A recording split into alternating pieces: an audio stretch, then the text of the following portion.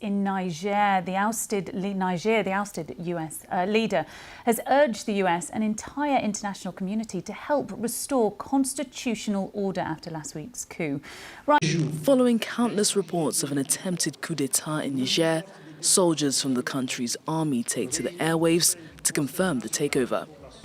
So Niger's military coup leaders have closed the country's airspace until further notice after Sunday's deadline to reinstate President Mohamed Bazoum passed. The Economic Community of West African States, or ECOWAS, had warned it could take military action if the ousted president was not reinstated. Niger closed its airspace on Sunday until further notice, citing the threat of military intervention from the West African regional bloc. Welcome to the Unscripted Opinion, the gateway to untold stories from around the world. On this channel, we begin our journey of discovering the unexplored and also discovering the three sides of every coin. Get ready for an exciting deep dive into global affairs where excitement meets power and curiosity meets insight. Join us as we unravel the crisis in Niger, explore its intricacies and reveal the resilient spirit of its people. Your presence here is not only appreciated but also celebrated.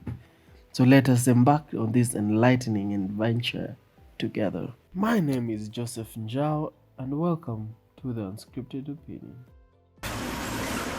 Niger closed its airspace on Sunday until further notice, citing the threat of military intervention from the West African regional bloc, after leaders of its recent coup rejected the deadline to reinstate the country's ousted president. Data shown in an animation from flight tracking website flightradar24.com showed that no aircraft were flying over Niger after the announcement. The junta's military spokesperson on Sunday claimed that the Economic Community of West African States, or ECOWAS, together with a foreign power and armed terrorist groups, was preparing to attack Niger.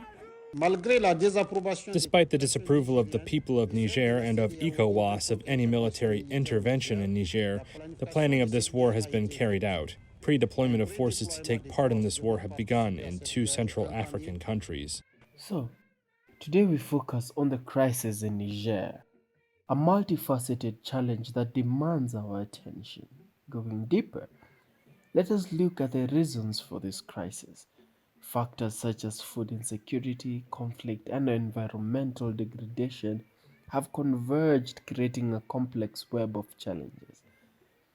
These are not only isolated incidents, but interconnected threads that paint a bigger picture.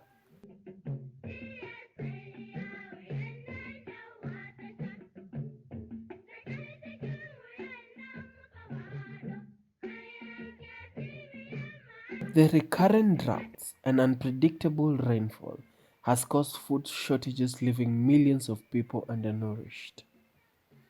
The resultant effects of this crisis can be seen in displaced families and disrupted communities.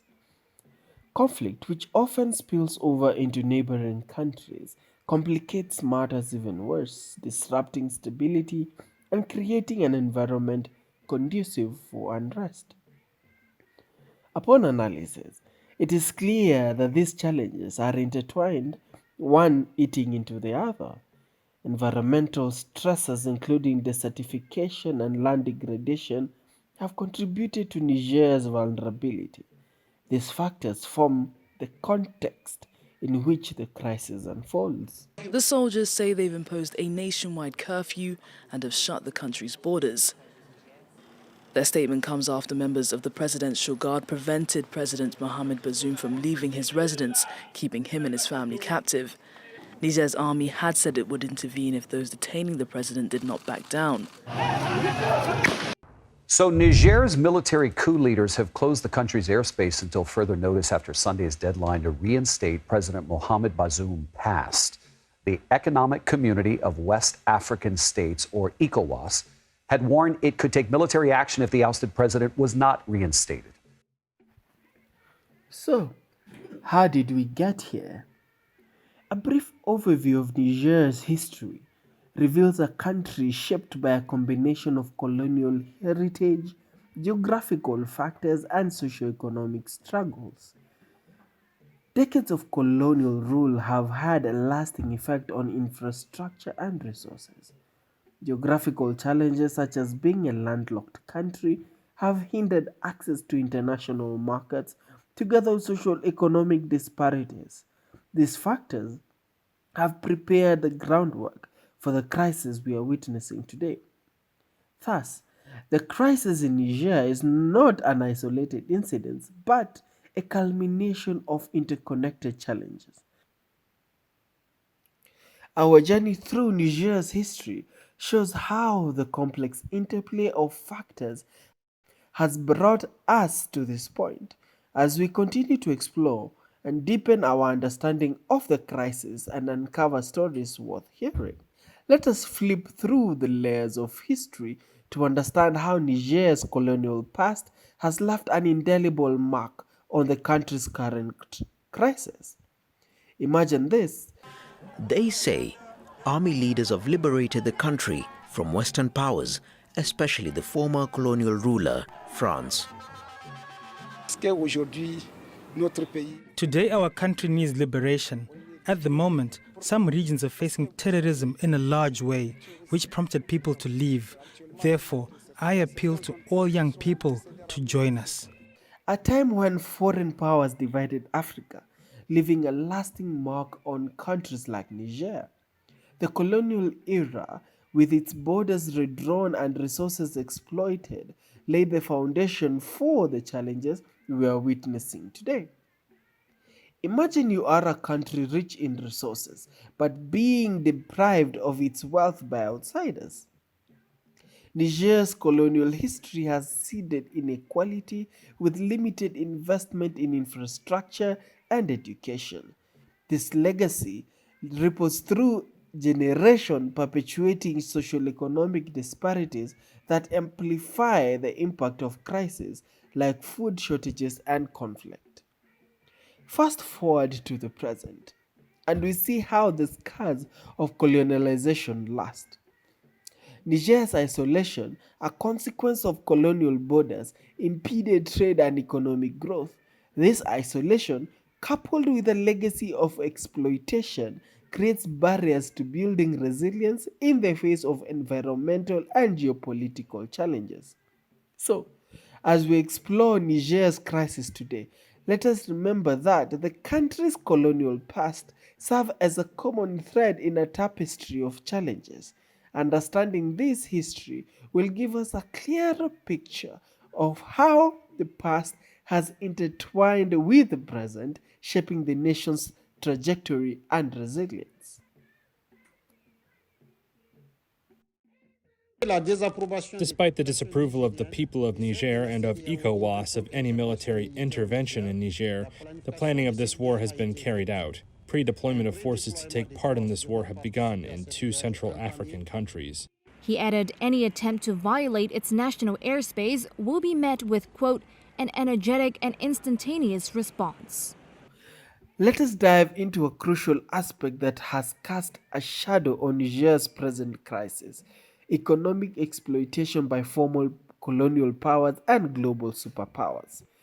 This issue strikes at the heart of the challenges Niger faces today, creating a web of consequences that ripple through its society. Faced with France's flippant attitude and reaction to the internal situation in our country, the National Council for the Safeguarding of the Homeland has decided to denounce the cooperation agreements in the field of security and defense with France. For 10 minutes, their spokesman dryly announces one by one the end of all military agreements with France since 1977. Paris will be notified with immediate effect, he says. It's unclear what happens next for more than 1,000 French troops based in the country. Essentially, economic exploitation can be seen as the main driver of the Niger's crisis.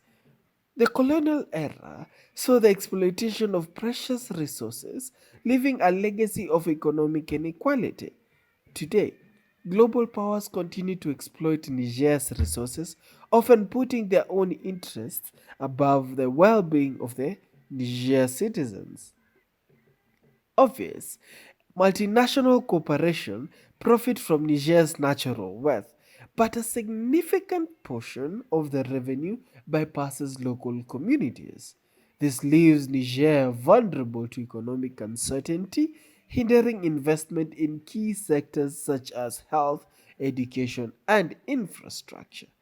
This analysis suggests that a cycle of mining exacerbates this crisis.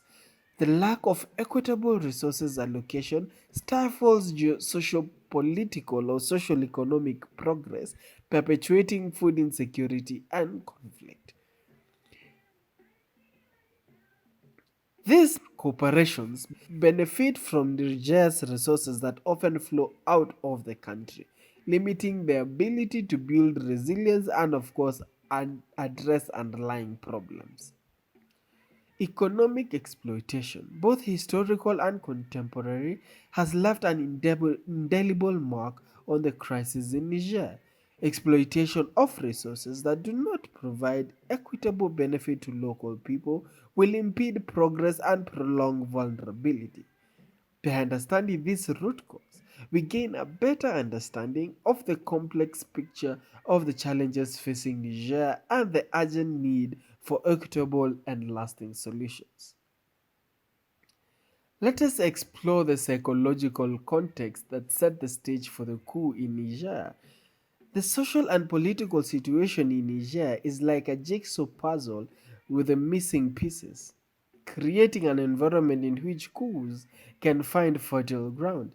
Niger's history is rife with political uncertainty and economic challenges that has left many feeling frustrated and disillusioned. The lack of stable governance and limited opportunities has sown seeds of discontent among its people. They yearn for stability, fairness, and a better life. These feelings of frustration and a desire for change can create a vacuum of power where some individuals or groups of individuals may see a coup as a way to fill that void. The complexity of ethnic tensions and regional disparities further fuel this fire, making the notion of change through a coup more appealing to certain factions.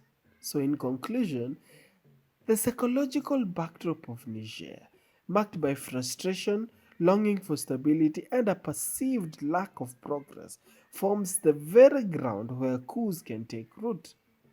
The intricate web of socio-political factors cannot be underestimated in understanding the motivations behind coups.